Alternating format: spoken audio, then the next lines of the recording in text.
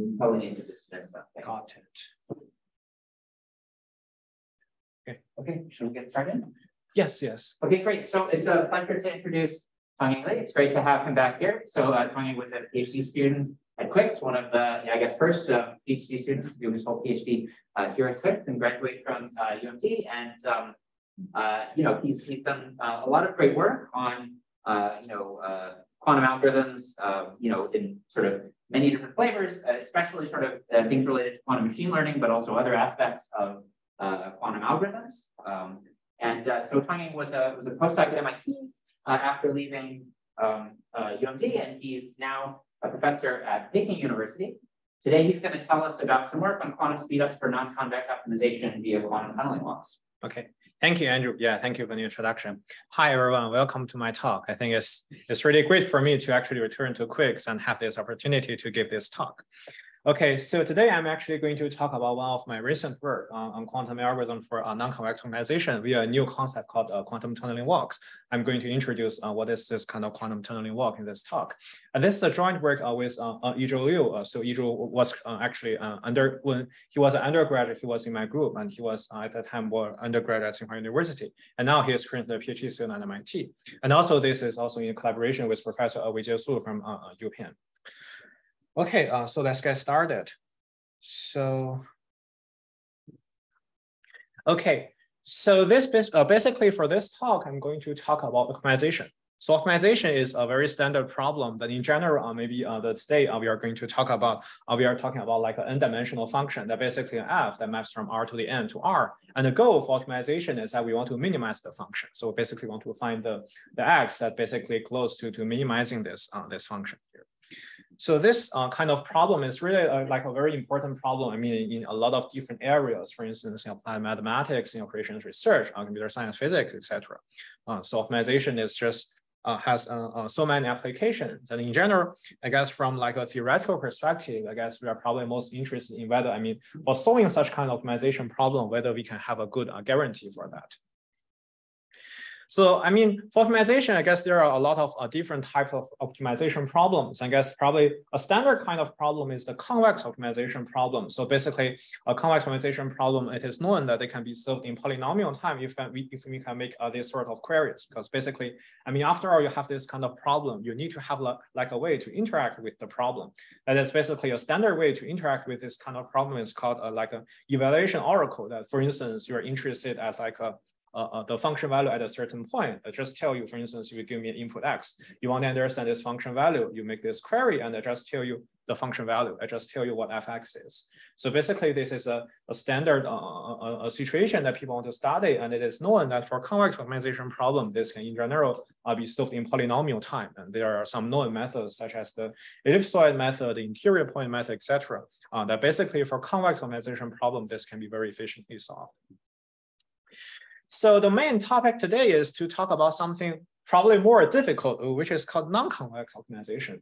So non-convex optimization is actually an important concept that that actually emerges in recent years. It is just because the case in practice, I mean, things are not so ideal. And actually a lot of problems that we want to solve in the real case, they have non-convex functions.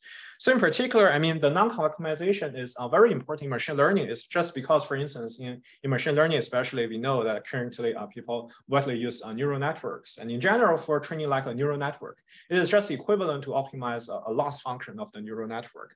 And in general, I mean, especially in machine learning, I think especially in neural networks, their corresponding loss function typically is not convex, but actually it is very non-convex in general.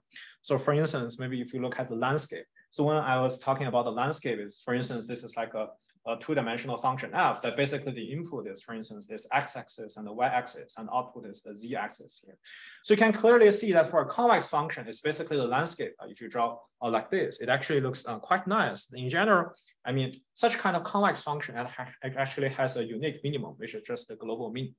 But unfortunately, for instance, if you draw like a landscape of a non-convex function. So for instance, assume that this is actually a loss function from a neural network.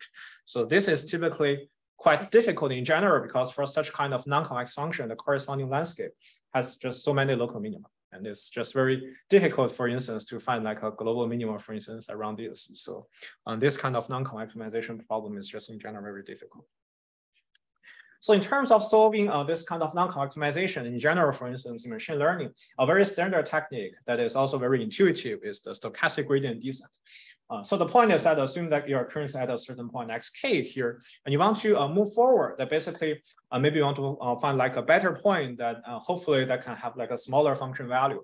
So you know that you can actually take a gradient of the function here. So you have the gradient, and it's very natural that okay, you see the gradient. That's probably a direction that your function value is going down. So basically, you apply this kind of a gradient descent, but actually in many real cases, it's probably not perfect. And in many cases, you probably, I mean, if you have like a large data set, you don't want to like make the calculation of the gradient in full gradient. Maybe you want to take some samples and you just have some stochasticity here. Okay, so basically for this kind of stochastic gradient descent, it's just very widely used in these days in training neural networks, especially in machine learning, etc. And I think it's in general like a working horse, and especially for a lot of methods that are currently actually people are using in training neural networks, such as Adam, like Adagram, etc. They are just like improved versions of the stochastic gradient descent.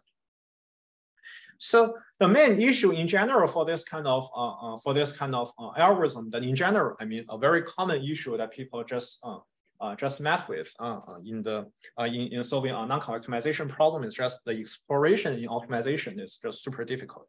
So just imagine, for instance, you have such kind of non-convex optimization to optimize. So for instance, assume that you are currently starting from this point, and you have like an optimization landscape like this. So this is in general quite painful that, for instance, if you really want to search for like a global minima here, then probably you really need to like get through all of this kind of peaks here. So basically, we also typically call this as potential wells. So basically, you need to really get through all these kind of potential wells and finally reach to a point where the corresponding function value is really small. So in general, I mean, for stochastic gradient descent, I mean, for instance, you can see, for instance, as starting from this point, you do gradient descent, you're probably going to be along this. And also maybe you have some stochastic, and hopefully at some point you can actually travel through this. But in general, this is the main difficulty, that in general, if you consider this kind of stochastic gradient descent, I mean, it's very difficult that actually the exploration, because you have this kind of local maxima, and also sometimes, I mean, in the high dimensional case, you also have a lot of saddle points. So in general, for such kind of problem, it is in general quite difficult to solve corresponding non-convex optimization problem. Okay, so this is probably going to come from the quantum side. And I guess a main important thing, I mean, the message that I'm probably going to deliver today is that when we think of this, I mean, especially when we think about the things from the quantum physics side, we know that actually non-convex landscapes really appears in this kind of phenomenon called quantum tunneling. That basically, this is basically, for instance, like another like potential well that we can take a closer look at.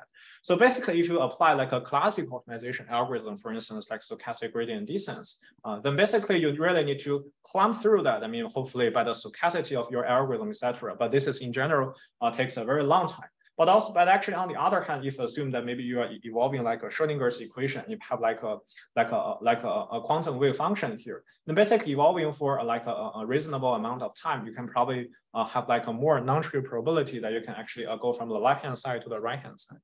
So this is basically the intuition that we are going to talk about. And actually, the main point is that we want to talk about the Schrodinger equation like this. So in particular, I mean, this is just like a standard Schrodinger's equation, but actually we have this kind of H here. And I mean, compared to the classical stochastic gradient descent, I mean, we tune the value of H here, and basically we call this like a quantum learning rate. And very importantly, we in the classical side, we are actually going to apply a stochastic gradient descent on this function f. And here on the quantum side, we just take this f in the potential of the Schrodinger's equation. So basically, this is the dynamics that we actually want to study here. And I think this kind of quantum tunneling, basically this kind of phenomena is actually, you can probably find such kind of discussions in like textbooks, and in particular for one-dimensional potential function. So basically like a one-dimensional function here. Basically an important, there are some, basically you just need to analyze the behavior of such kind of Schrodinger's equation. And there exists existing methods such as like WKB approximation coming from semi-classical analysis. That basically, if you consider like the eigenfunction of such kind of basically this one-dimensional function, if you consider the eigenfunction of this kind of Schrodinger's equation, so basically you solve this, and approximately the eigenvector of this corresponding function is going to be look like this. So if you take a little bit closer look at this, the things coming from the WKB approximation, that if you solve this kind of the eigenfunction, basically I think also the eigenvector of this. So basically you see like it is actually having a term like this. So basically you have this kind of Vx minus E here. So the V here is basically the potential function here. And basically the E here is the eigenvalue here. So basically the dependence here is like basically is like basically like potential minus the eigenvalue here, and you have like a square root, and you have a square root here, and you have like an integral like this basically. So this is actually a phenomenon that is different compared to the classical counterpart. And maybe let's actually make a more clear comparison here. So here we are actually comparing between the classical dynamics and also the quantum dynamics. And here I think we are probably going to, we need to talk about the dynamics in continuous time. So classically, I mean, we have this kind of gradient descent. And in general, it is also known if you have this kind of continuous time dynamics, and this is also known as a Langevin equation. So this is actually going to give you a good phenomenon for optimization. And also on the quantum side, we can consider such kind of Schrodinger's equation that basically we have this kind of form. But basically here, classically this S represents the classical learning rate, and here we call this H. So basically, I mean, this is just like a way you can scale the function. We just call this like a quantum learning rate. So those are the dynamics, and compare the convergence rate. It's probably going to look like this. So there are actually some careful analysis about, for instance, you have such kind of dynamics. What is the cost that actually you want to, you actually go on to from the left-hand side to the right-hand side? Basically, you have like a potential in the middle. So basically the cost is like exponential in terms of the absolute height that actually you need to go through. So basically this is the cost on the classical side. But actually on the quantum side, actually from a look of the WKB approximation. So basically the point is that the cost is like the exponential in terms of the S0 here. So the so-called S0 here is basically like an integral like this. So basically if the height here is like F here. So basically take the integral, I mean, from this point to this point, and basically with the function square root of F here, and basically you have this S0 here, and basically it is like exponential in terms of this. Okay, so this is probably going to give like a very brief highlight about like the one-dimensional case. And I think in general, the situation that we want to study today is that we want to study optimization of high-dimensional non-convex functions. So I guess the first point is that whether we can efficiently simulate, I mean, in general, we want to talk about good quantum algorithm, but if in general, like the dynamics is just too complicated to simulate, that is probably not the case. But actually, fortunately, I mean, in general, I mean, if you have this kind of function, basically for this for the simulating of this Schrodinger's equation, it is not that complicated. So assume that, for instance, we have like a quantum evaluation oracle like this. So we have this potential function, and the assumption is that in general, for like an x that is taken from the d-dimensional real space, and also like a value z here that is taken from the real values. Assume that we can have like a quantum oracle that can map x and z to x and fx plus z in superposition. So this is called like a quantum evaluation oracle, and this is actually one of the standard assumption that is actually assumed in previous quantum optimization literature. So basically, as a very brief highlight, it actually allows a coherent superposition of queries to the function f. It is actually quite standard. And I think here we, for the convenience of our discussion, we just assume that we have a good enough precision for this representation. And in general, I think another justification here is that in general, if the function f can be computed by, say, for instance, I mean, this probably coming from like arithmetic circuit, maybe like plus, minus, like multiplicity, multiplication, etc. So basically, if it comes from like arithmetic circuit, and if you can do this classically, you can just assume that, I mean, on a quantum computer, you can do this with, roughly speaking, a arithmetic circuit of the same size. So basically, I mean, this is like a standard assumption that we typically take with assumption for solving such kind of optimization problems. And I think basically the good point that I guess actually I'm probably not going to extend along this, but there are some study about like basically if you have this kind of function f here and you want to simulate the corresponding Schrodinger's equation, basically the cause is with a linear dependence in terms of the function norm and also the time, simulation time. But after that, I mean, simulation of such kind of Schrodinger's equation is not so, it's not very expensive. It's basically having this kind of dependence. So this is not something that I'm probably going to delve into in this paper, but the main point is that simulation of such kind of high dimensional Schrodinger's equation is actually quite efficient. Okay, so having this kind of message, I guess we are probably going to get into the main topic of this paper. That in general, we want to, if you want to talk about optimization of high-dimensional non-convex functions, what is the behavior of the Schrödinger's equation for such kind of functions? So the main result, this is actually, for this kind of non-convex optimization problems, if we want to formulate this clearly, it's probably going to be a little bit complicated. So maybe let me actually give an informal result here. So for the informal result is there, basically we studied like a relatively special case for the case where non-convex functions whose local minimum have equal values. In other words, that all the local minima are global. So basically for this kind of problems, we do have like a relatively good theoretical understanding, and we can say that evolution of the Schrödinger equation. It behaves like, basically we have this kind of quantum tunneling phenomenon for the one-dimensional case. And in general, if you have like quite a few different wells, the main point is actually have this kind of quantum phenomenon of quantum walk that actually walk between the local wells. And in general, we just coined the term quantum tunneling walk here. As I just mentioned, basically the quantum tunneling is just imagine that you have like two wells that basically two local minima that you want to optimize in terms of these functions. So basically for between the two wells, you have this kind of quantum tunneling effect. And after that, in general, for the dynamics between the wells, for this kind of general landscape has this kind of phenomenon of quantum walk. Okay, so maybe to further like support our result, maybe let me actually first answer there are like a very brief Q&A here that there are a few points that we want to emphasize. So the first point is that actually we make an assumption here that actually for our analysis, we require the local minima to be global. Okay, so is this actually a very important thing to think about, and actually whether this is why this is something that probably, if we release this, it's going to be very difficult. So the point is that otherwise, maybe for instance, you can take a look at this landscape. So otherwise, in general, if you consider like a landscape like this, where probably the global minima, there are actually very non-trivial global minimum that is actually much smaller than other local minima.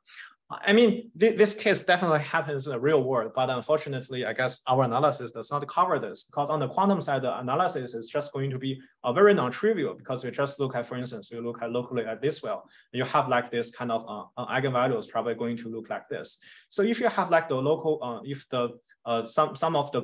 actually the global minimum is actually much smaller than some of the local minima, then actually there are probably going to be a crosstalk between different like levels of the eigenvalues, and such kind of evolution is very difficult to analyze, and it's probably require really advanced mathematical tools for our analysis. And basically, in our analysis, we just want to get rid of this kind of crosstalk between different levels of eigenvalues, and this is actually a main reason that we do need to require that the local minimum to be global for the non-convex function.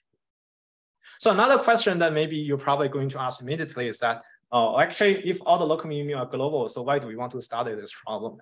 Maybe if we actually catch one of the local minima here, then basically, speaking of the values, you actually already know that. So why do we actually want to study this problem?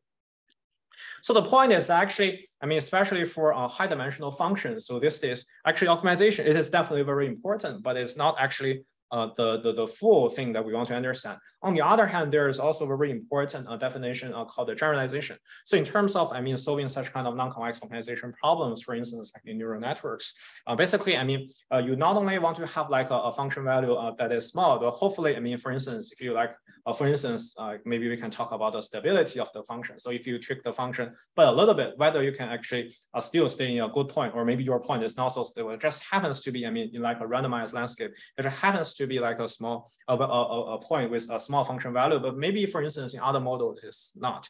So basically, although we probably, there are cases that where all local minima are global, and we are close to one of the local minima, you may still want to have a good understanding about like what in general the landscape looks like, and actually you also want to have a good understanding about, okay, so there are also some positions of other local minima, and we want to have a good understanding of them. So in terms of this, so the main problem that we are probably going to talk about today, I guess this is basically, I give you this kind of definition, or basically this kind of phenomenon of quantum tunneling walks. And actually a main problem that we are going to talk about today is that basically landscape, whose local minima, global minimum, actually we have this kind of assumption on the landscape. And assume that maybe we start from one of the local minima and we actually want to find all the other local minima with similar function values, or maybe hopefully, or maybe another question is that hopefully we can, is this like a marked item kind of thing that basically we want to find that. So basically, this is the main problem that we want to study today. And actually, the main result that we are actually going to give here is that basically, this is called the main theorem of the quantum tunneling walk.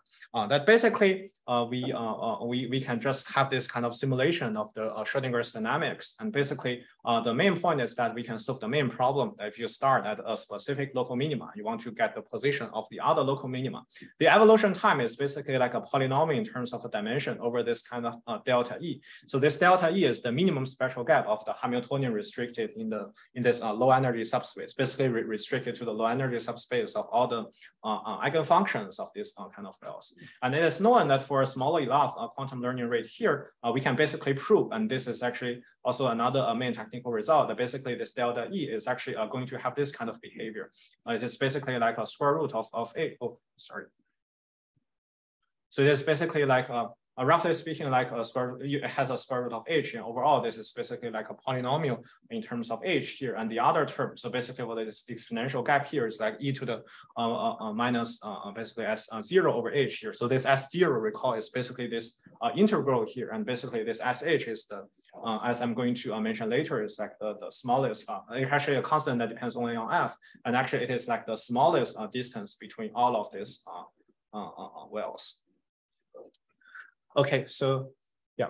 I just have a question for Sure. this minimal spectral gap of Sure. restricted to a low energy subspace. Sure. Will this spectral gap differ from like the full Hamiltonian without restriction to any low energy subspace? Actually, I think for the problem that we studied here, that basically a function whose global minimum, whose local minimum is actually all global, I think there is no significant difference for that. So what if the local minimums, some of the local minima are not the global? Will there be like a difference? Yes. I guess there will definitely be a difference. So for instance, if you look like a figure like this. So I guess the low energy subspace we are talking about is probably the subspace in terms of this and this. But I guess, I mean, for instance, if this part is really deep, I guess if you consider like this part and this part, I mean, this delta E is probably going to be quite small in general. Oh, so here, sorry, it's not like the delta E is going to be quite small, but if you consider also some other, I mean, not only the low energy subspace, but also some other space, I guess this can change the value of delta E here, because probably like these two values are probably very close. Okay, guys. Thanks. You're welcome. So any other questions?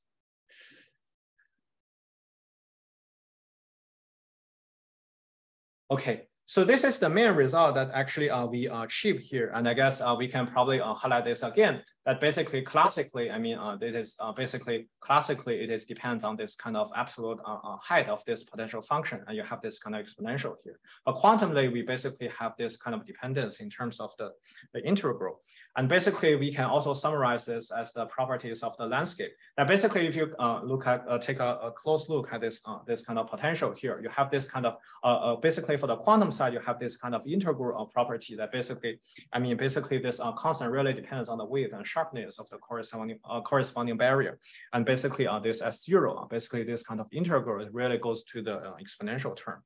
And also on the other hand, maybe basically if you consider basically the walk behavior of this this dynamics, basically the distribution of wells is actually going to have an influence on this poly here. But in general, it is actually like a polynomial dependence here. And also on the other hand, I guess this is also like the differential property that basically you have the H here and also the S here that basically, I mean, it's correspondingly like the quantum learning rate and the classical learning rate. They're actually also going to be both going to appear in the exponential term.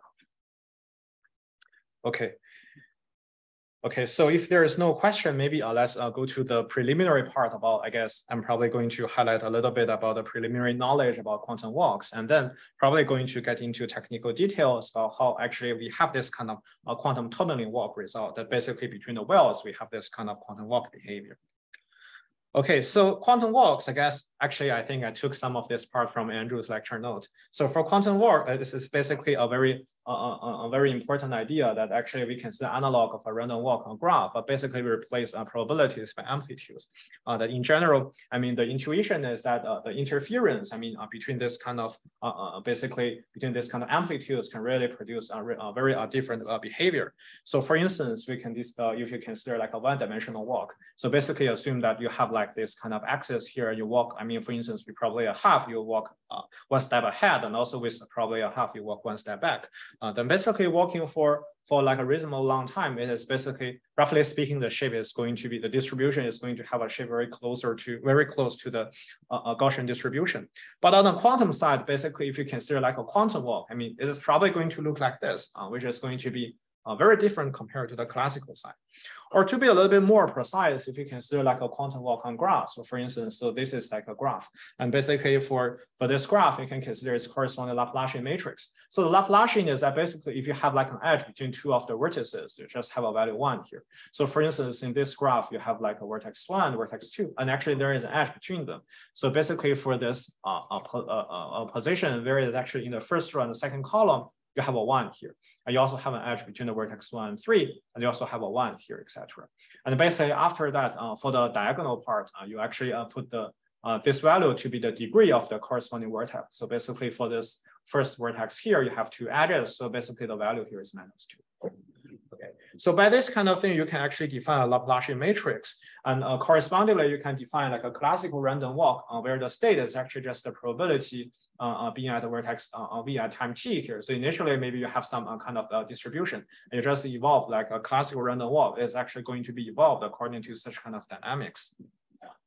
But on the quantum side, if you have like on the other hand, you have amplitude, basically you can start at like an initial state, and then you evolve this kind of quantum walk here in this continuous time setting. That basically the amplitude AV here is actually at the vertex v at time t here is actually going to follow such kind of dynamics. So you can probably see that the dynamics actually looks very similar, but the main difference is that actually for the quantum evolution here, you have like a imaginary limit, imaginary unit here. So basically you have this kind of imaginary unit here, and you evolve this, and this is actually going to follow a Schrödinger's equation. And the dynamics is just going to be very different compared to the classical counterpart.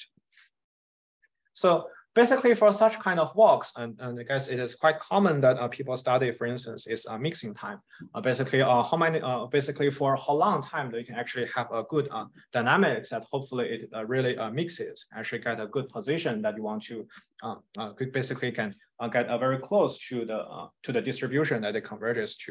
So basically, this Laplacian, it is a negative semi-definite, and basically it is known that in terms of the classical random walk here, it is basically it is not hard to observe that actually 0 is an eigenvalue with the uniform vector. Basically, this uniform vector being one of its eigenvector, and after that, all the other eigenvalues of the Laplacian matrix actually at most 0, and it is known that if the graph G here is if it is connected, then basically this eigenvalue 0 has a single multiplicity, that all the other eigenvectors of G actually has eigenvalue smaller than 0. And actually make a relatively simple calculation like this. So basically, you can clearly see that if you evolve for the time t here, and basically the dynamics e to the lt here. So basically, finally, you're actually basically for this part, you're actually having this kind of uniform distribution. On the other part, I mean, if you evolve on a connected graph, as I just mentioned, you know that actually the eigenvalue, all the other eigenvalues is going to be strictly smaller than 0. So basically, for this part, it is actually going to have a limit of 0 if the t goes to infinity here. And the convergence rate for this, basically because you have this kind of exponential term here. So if you know the delta is like a spectral gap of the graph G here. So basically the gap between 0 and the other eigenvalues here. So basically the convergence rate is basically O of log 1 over epsilon divided by the spectral gap delta here. Okay, so this is the dynamics that we are going to have a classical random walk. And the next question is that what is the the mixing time of quantum walks, and especially what is the behavior of such kind of quantum dynamics. So the story is actually extremely different. So actually, in particular, the point is that if you have this kind of Schrodinger's equation, so if you have this kind of Schrodinger's equation, the dynamics is going to look like this. So this actually gives you a unitary dynamics, and actually, if you have like a Hamiltonian here, so this unitary dynamics is just going to keep rotating and actually does not converge. I think on the classical side, it's basically if you evolve this for a long enough time, so you see really this part converge. But actually, if you have like an imaginary unit here, so basically this is just like something you are going to like rotate again and again. So basically, you are not going to directly get a convergence result. So probably you need something a little bit more non-trivial for that. So the solution that here typically people use is that we define a notion of a limiting distribution by taking the time. Maybe we assume that we have like a final time capital T here. We just like taking a limit distribution by taking the n time small t here uniformly in this interval 0 to t here, and we just stop like this. So basically, by that point is that, for instance, you want to study like the probability you move from A to B here. So this is a dynamics, So basically, this is the dynamics that you are going to apply in this kind of Schrodinger's equation. But actually, this term per se is actually going to keep rotating as always. But actually, you can take this kind of integral here. Basically, if you take the ending time to be uniformly stopped in this interval 0 to capital T here, what you basically get is that the probability is just going to be this value. Actually, because you take a uniform distribution, so basically it is going to be like an integral from 0 to T here, divided by the overall length of the integral, which is 1 over capital T here. And after having this kind of form, you can make some further calculation here. You just like make an eigendecomposition of the H here, and it is going to look like this. And after having this, you can make like a further calculation. So basically, this part is like a counterpart compared to the previous calculation. Basically, in the classical part, you have this kind of stable, this kind of stationary distribution, and in the quantum part, you also have this kind of thing. And the other part is like basically according to time evolution, and if you make some calculation, it is going to look like this.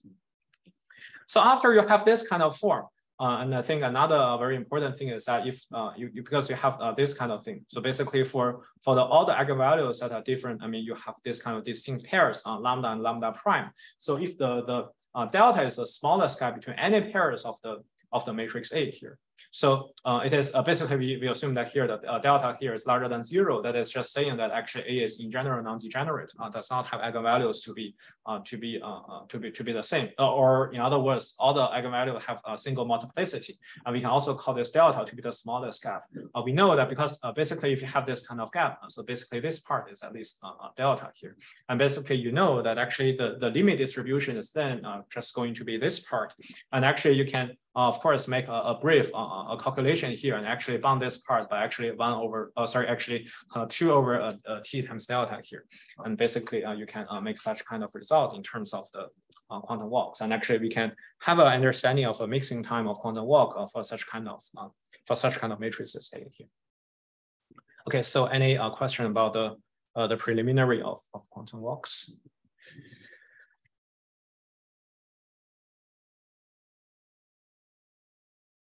Okay, so if there is no question for this, maybe let's go to the third part, that some result that we get for the quantum tunneling walk. So this is actually going to be the part where actually we are going to combine the theory of quantum walks and also with the part that we have this kind of phenomenon of quantum tunneling based on this kind of WKB approximation semi-classical analysis. And basically we need to we need to understand whether actually we can combine them to understand the overall behavior of such kind of non-convex landscapes. So before that, maybe let's actually still delve into a little bit more about like the assumptions that we can think about, that in general, what is the behavior of the corresponding non-convex functions. So the assumption that basically we have this at the main theorem that we mentioned, actually all local minima are global. So basically we formally stated the assumption like this. So basically we assume actually there is a radius r here such that basically the infimum, I mean for all x outside this r here, they're actually larger than the minimum of F. That is basically saying that all the minimum value is actually inside this kind of ball of radius small r here. And furthermore, I guess in general, we also assume that F has like a finite number of local minima here, and then can be, for instance, be decomposed as follows. So basically, the arc min F can be written as a few different sets, and which is actually a point set of each of this. And actually, it is a minimum in the sense that the corresponding point has a zero gradient, and actually the corresponding Hessian matrix of the point is actually a positive definite. So for such kind of points, we just call this each of this uj to be a well that actually we want to study here.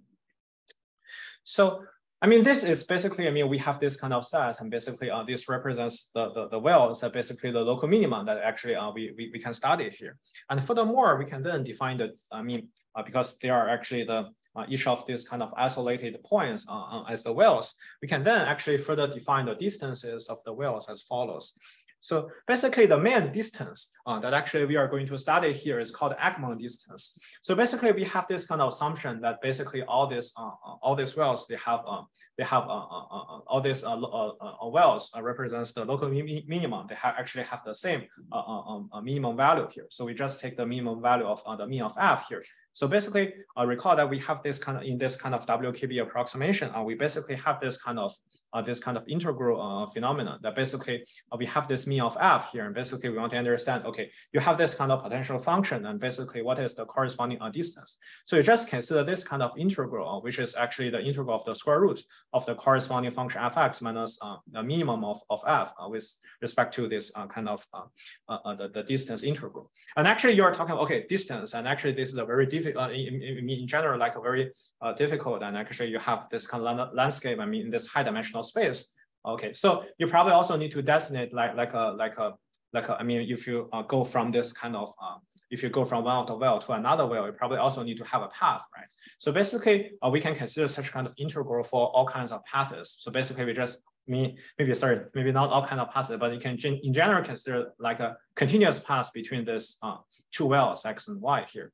You consider such kind of integral, and basically the distance between the two wells is actually going to be defined as the infimum of all such kind of all the possible integrals that you can take in this kind of C1, this kind of continuous path. I mean along this. So basically along this, you can basically define this kind of Ekman distance, and basically for the use in this kind of high-dimensional landscape, we can also define such kind of distance. So the minimum Ekman distance is actually, I mean, you have a lot of distance here. I mean, you have all this kind of finite number of wells. So basically, we consider like the pairwise difference, the pairwise distance between all these kind of wells. So basically, we can call this a minimum of the Ekman distance between the wells, and this is actually the S0 that we are going to use throughout the result. So basically, I mean, here we are under a setting that basically all these kind of wells are actually they are isolated with respect to each other. And actually, I mean, there are some further maybe we can further assume that there is like a small enough eta here that basically we draw this corresponding ball here in term near each of the well here. That basically, I mean, for this uj here with this kind of radius eta here, we can consider all the point x that basically have this distance at most eta.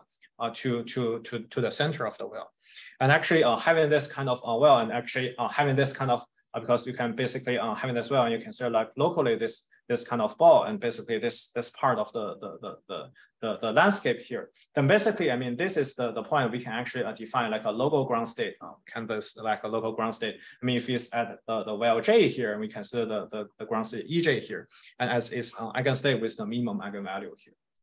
So the point is that basically, I mean, probably, I mean, this is a little bit abstract. So let me actually show you actually like a figure like this. So basically, this is actually, for instance, like a double well potential that we can actually study here. And basically, I mean, this is also a nice case that we actually have the local minimum. I mean, these two local minimum, they have the similar function value.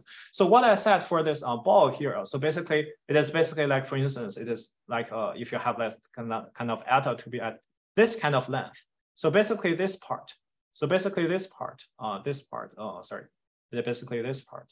it is just going to be the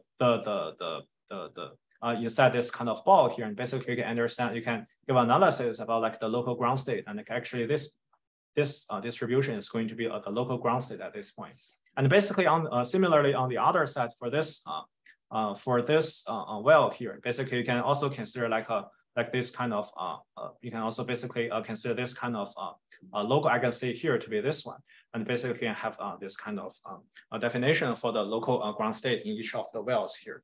So the first fact there is that actually we make some calculation that basically in this kind of situation, if you consider such kind of, you consider such kind of distribution. You consider such kind of distribution in this kind of local ground state. Actually, it has only has exponentially small overlap with the other wells here. So basically, as you can probably see, like this kind of tail. This tail is really negligible in the extension in the other wells. So basically, the overlap in the other wells is actually going to be exponentially small. And actually, the vast majority of the probability density is actually inside this the corresponding wells that we actually studied here. So this is the first fact. So the second fact that actually we studied here is actually the space F spanned by all this kind of local ground states. Is actually a low energy invariant subspace of the corresponding Hamiltonian here.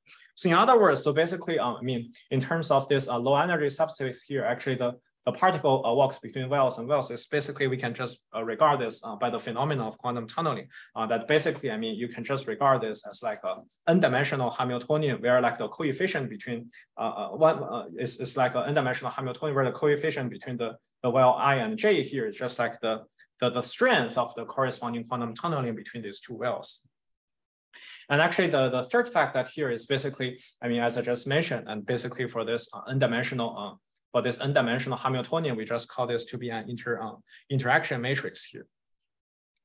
So, in terms of this analysis, I guess this is really, something from the functional analysis side. I guess this is really analytical. And I guess since we're probably mainly going to be talking about quantum computing, I guess I'm probably not going to cover all of the technical details. But basically, in this work, we also have to choose some further assumptions that basically the eigenvalue difference between NA2, the two of this local ground states, NA2 of this, is actually at most, we assume that, for instance, it's like O of H infinity here. So we also have assumption that actually the energy difference between two local ground states is actually not that large. And also another assumption is that basically there are a finite number of, for this really the minimal length S0 here. So basically there are only a finite number of paths, between the two wells that can actually reach this minimum distance. If there are a lot of directions that can reach them a minimum distance, it's actually like a simpler case. If there are like an infinite number of paths.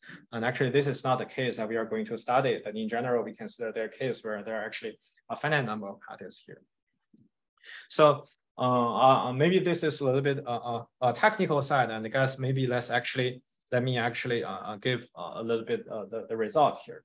So this is probably the part that actually I'm hiding a little bit more because it's mainly analytical. But actually having all this kind of thing, it is very important that actually a main result that we can prove from the math that is that basically for the Schrodinger's basically for this kind of Hamiltonian, we can really show like a lower bound on this kind of minimum energy gap. So basically, it is the gap on the absolute distance, basically between any two of the unequal values of this corresponding interaction matrix is basically in terms of this. So where this S0 is actually the minimum Eichmann distance, and actually the H here is the corresponding quantum learning rate, and basically we can prove that actually the minimum energy gap is actually having such kind of a bound here. And this is actually the point that actually we can get into the quantum tunneling walk part. And actually we can clearly see, because this is actually a result on the minimum energy gap. And actually we can see that this actually really naturally can be applied to analyzing the mixing time of like a quantum tunneling walk to understand the quantum walk behavior between the wells. Okay, so this is just going to be some part that is probably going to look familiar to compare to the analysis just now. It's just like just now we have this kind of graphs and we have this kind of analysis in terms of quantum walk. So basically after having this kind of interaction matrix, we can just inherit all the analysis, from the quantum walk part. So basically we have this kind of a result that basically in general, the probability that actually tunnel from one of the wells to the other wells, basically you follow this kind of probability distribution in terms of the, basically you have this kind of quantum walk behavior. And also for this part, you have this kind of terms formulated in terms of the eigenvalue difference. And basically, as long as we actually have this kind of bound, so basically we have this kind of delta E, which coming from our main result, we make some further analysis that in general, I mean, there are a little bit overhead in terms of analyzing the mixing time of the quantum tunneling walk. But it's basically like an N, which is the number of wells over this kind of epsilon times delta E here. For the other part, there is like N times the O of H infinity here, where the H infinity requires the eigenvalue difference in terms of this local eigenstates here. So basically, we have this kind of mixing time that actually we can make the analysis going through here. And actually, for this, we give a quantum the mixing time result of the quantum tunneling walk. And I guess the goal here is that maybe we also want to, in general, maybe want to find like a specific well here. And basically, we can also turn this into like a heating time result. That basically for a heating time, that basically you want to specify like maybe for instance, if you evolve for a specific time on t here, specific time tau here, basically for this tau here, and you have this kind of probability here. And hopefully, I mean, you want to reach, I mean, basically this is like the probability. I mean, for instance, you want to hit a certain set omega here. So this is the probability that after this kind of time of evolution, you will hit this, and you want to hopefully it does not take you too much time to hit that. And also this is like the time divided by the probability here. And hopefully this is actually not that large. And actually we can also give analysis that in general, if you want to hit a specific well here, or maybe actually a certain set omega here that you want to hit, actually you can also get this kind of probability here. So any questions for this kind of analysis?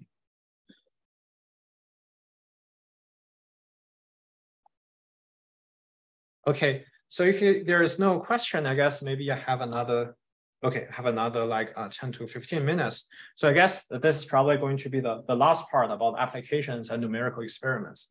So far, the most part is that basically we have this kind of idea of quantum tunneling walks. And basically we have this kind of theories that actually we can have like this kind of mixing and heating time analysis of the corresponding quantum tunneling walk. And we want to actually talk a little bit about the application side. So I guess, I mean, this is probably in general like a theoretical result, but maybe we want to understand, for instance, I mean, in terms of applications, whether they are like actually like natural high dimensional non-convex optimization problems that really falls into our theory. And of course, the second part, I guess, is in general important about like quantum algorithms for solving, I mean, a lot of problems, also including optimization problem, is that whether we can achieve a significant quantum speedup for certain problems. So the short answer is that we have an affirmative answer to both questions, but I have to say that the answers to both questions are not very satisfactory enough. So maybe let me actually get into a little bit more details here. So the application that actually for understanding our first question here, that whether there are natural problems that fall into our theory, is actually there are quite a few natural problems, I mean, in terms of machine learning and other areas that we do want to study optimization problems where the local minimum, they're actually global. So for instance, like a famous problem is called orthogonal tensor decomposition. So for the orthogonal tensor decomposition problem, we have this kind of d-dimensional tensors, and here I'm making an example for order 4 tensor decomposition problem. And in general, you know that actually you have this kind of tensor structure, but you can what actually query is just like a function value like this.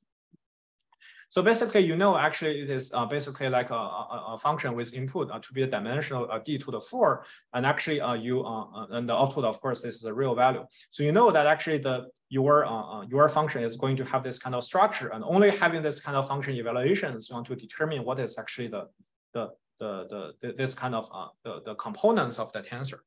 So for this kind of orthogonal tensor decomposition problem, you're actually going to have a landscape like this. So basically, all the minima actually for this function, you can clearly see that this function, all the minima actually they have function value to be 0, and actually basically it can actually occur for I think 2 times d times, because basically all this plus and minus aj, they're actually going to be the global minimum of the problem. And actually all of them have the same value of 0 here. So a first result here is that basically for this fourth order tensor decomposition problem, we gave a quantum algorithm that with the complexity, roughly speaking, exponential, it's like a e to the d time algorithm. Is that basically if you have like a tensor of dimensional d here, basically the cause is e to the d here. So this tensor decomposition problem is in general difficult, and actually classical algorithm for solving this, I mean, also is going to take exponential time. And I guess what we are not totally satisfied is that, I mean, For this general case, I think we probably do not have like a quantum speedup for solving orthogonal tensor decomposition problem, because both classical and quantum, we have exponential time algorithms. And actually classically, if you have a little bit more structure for this tensor decomposition problem, it can even be solved faster. So I guess this is probably not the result that we actually achieve a quantum speedup, but at least we make the analysis going through that basically we can actually solve some practical problem. I mean, using our theory and basically the time, although it's probably exponential, it's not so satisfactory, but hopefully, I mean, for a lot of like a practical problem that with such a kind of a result, hopefully we can give like a better result in the future. Okay, so in terms of quantum speedup, I mean, we also discussed, we really want to, I mean, in general, we want to see whether our framework is actually more powerful than actually the classical counterpart. And actually we have a result like this. So we say that actually we achieve significant quantum speedup by quantum tunneling walks compared to like a classical algorithm with gradient. But actually we have like a result like this. So we basically, this is a little bit, I mean, I have to say that this theorem is a little bit long in English, but it has a reason because we need to understand this with precaution.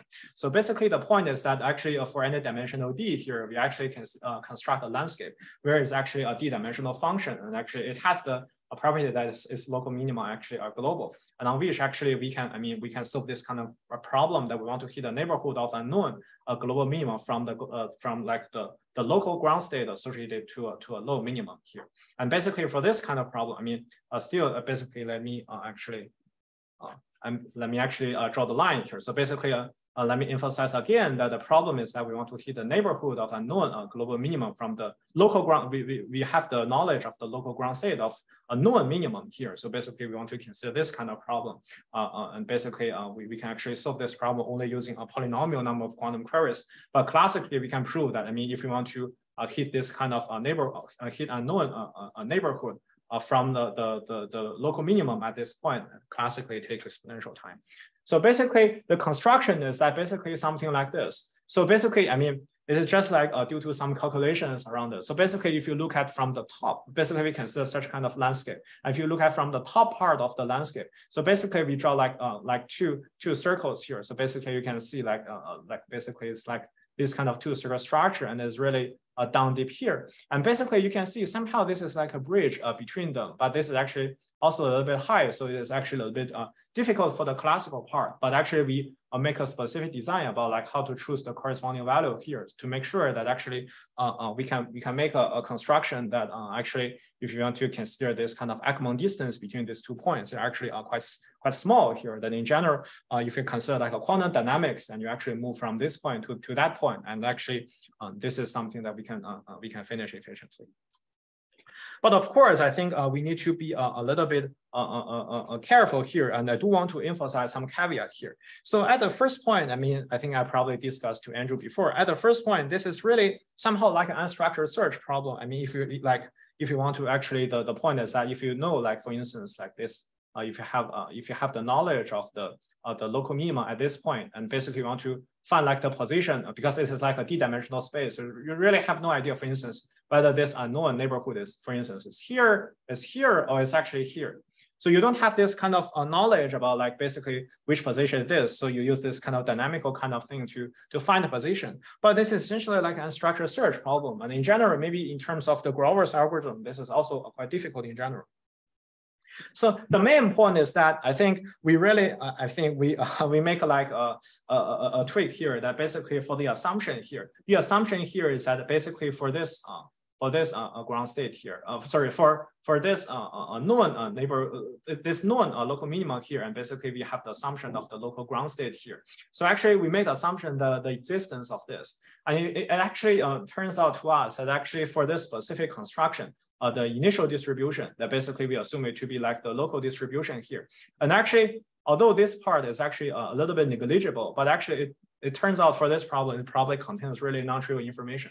So assume that maybe, for instance, you have this kind of total landscape, and you have like the local ground state here. But actually for this case, this is not something that can be, totally negligible. And basically for this part, I guess, does not directly violate does not directly violate the unstructured search kind of thing. But we definitely need to take this with a specific precaution that in general, although we basically show like exponential speed up kind of result, the point is that actually we compared to the classical part, we do assume that this kind of local ground state, which is probably classically people does not have this. And if classically you are only at this local minima, it does actually in terms of query complexity, classically really does require like exponential queries to reach this.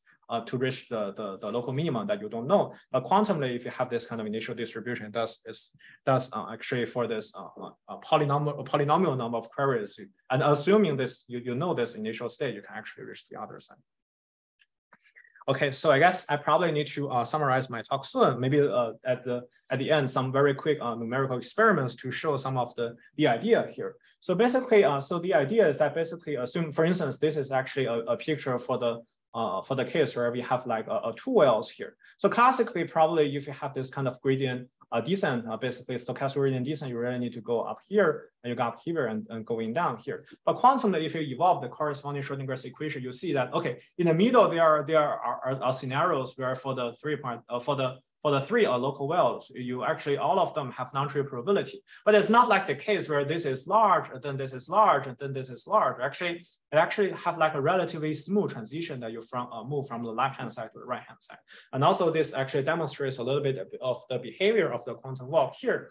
And actually, we also conduct numerical experiments for the landscape that we used to demonstrate exponential quantum speed up here. And actually, we can also see that quantumly, I mean, this kind of evolution is actually going to be quite smooth here. And also, there are actually quite a few numerical experiments in our paper.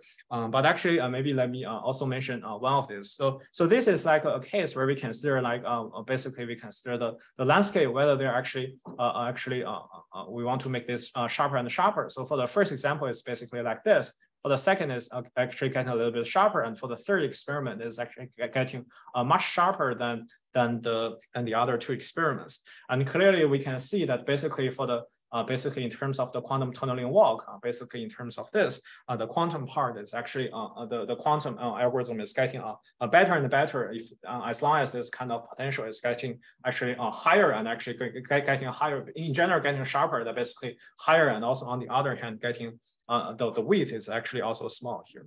So we are going to get like a more significant quantum improvement in terms of these examples. Okay, so let me finally make some conclusions here. So I think our personal take is that we make like a first attempt, a framework for quantum algorithm for non-convex optimization.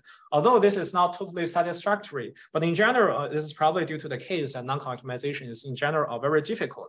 And hopefully we still have our algorithm and framework still have some merits that can be inherited for future versions, because the main point is that, for instance, our algorithm is simple, that we actually only use the quantum simulation of the Schrodinger's equation. And actually the main message that between the two local minima here in general, we have this phenomenon of quantum tunneling. And overall, I mean, among all the local, among all the minima here, it really has the phenomenon of quantum walks here. And I guess in terms of this, there are really a lot of open questions that we can actually ask. That, for instance, can we have like loose assumptions for or like more general landscapes? Although, as I just explained, that in general, in our analysis, we really require that all the local minima, they're actually global, and having like loose assumptions probably require a more significant improvement in understanding the corresponding math tools here.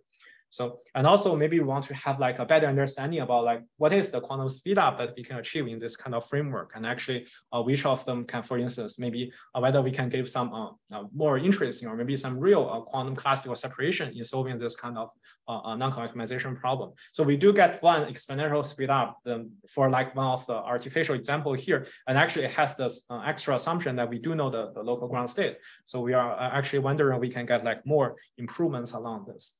And actually, of course, I mean, this is really, we studied the most direct dynamics that we can think of, the Schrodinger's dynamics, maybe some other dynamics, and maybe there are also the position of some kind of hybrid algorithm that maybe can also evolve like a certain amount of time of the Hamiltonian dynamics, or maybe other kind of quantum dynamics, and maybe also combine this with like a classical optimization algorithm, maybe also with gradient descent, etc. And maybe some other kind of dynamics can be also very useful and helpful for solving non-convex optimization problems in general.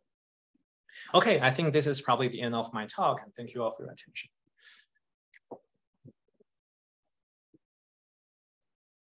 Okay, so any questions?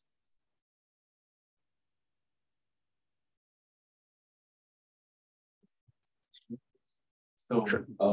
In like one of your examples, you show that for this fourth order tensor decomposition, you cannot have speedup. Right. And your like runtime is like exponential dimension. So I just wonder, what's the reason? Is that because you have difficulty to find the first global minimal, or is that because those global minimals are too far away from each other? The global minima are too far away from each other. So basically, this distance is a little bit non-trivial here. So basically, I mean, the tensor decomposition problem is very good. It's like a symmetric problem. But actually, I mean, because the distance, I mean, you just imagine like the distance is just occurred, for instance, for like different, I mean, the tensor components like A and AJ, and this is really like a notable distance. It's like a constant distance, right? I mean, from in terms of a coordinate-wise perspective, it's like one of the coordinates is 1, the other is 0, and the other is like the 1 is appearing at like different places. So the distance is constant distance. Thanks. Sure. Then just ask what happens, what you think might happen if you kind of slightly relax this condition that kind of all of the local minima are global, like somehow if you would have like maybe you know, one local minimum that's like a little bit lower than the others, you know, presumably you could then still kind of like explore all of them and find the one that's the lowest. Right. Do you have a sense of like how far you can push that? Right. That's a very good question. So, yeah, probably this is if this kind of things occurs, it's probably going to be combined with like, say, for instance, perturbation theory. My imagination here is that so here I think I want to show this. So here in our analysis is that maybe this page. So in our analysis, we show that there are actually another parameter here, this H infinity, this eigenvalue difference between the local eigenstate here. So this actually also plays a role here. My quick answer, I'm not totally 100% sure, is that if you perturb the local minima each by the most this value, probably analysis is still going to be fine, combined with some kind of perturbation theory. But in general, I mean, here, I mean, in this analysis, we just, I mean, this is probably not something, this H infinity in this part is not going to influence our analysis. And I guess, yeah, maybe this kind of tweak is fine, but maybe if it's in general, if it's shaped by a lot, I'm not quite sure. Yeah, this is also my guess. And I guess going through the analysis of perturbation theory is also a little bit non-trivial. Other questions? Well, no, maybe we can thank them for. Yeah, thank you.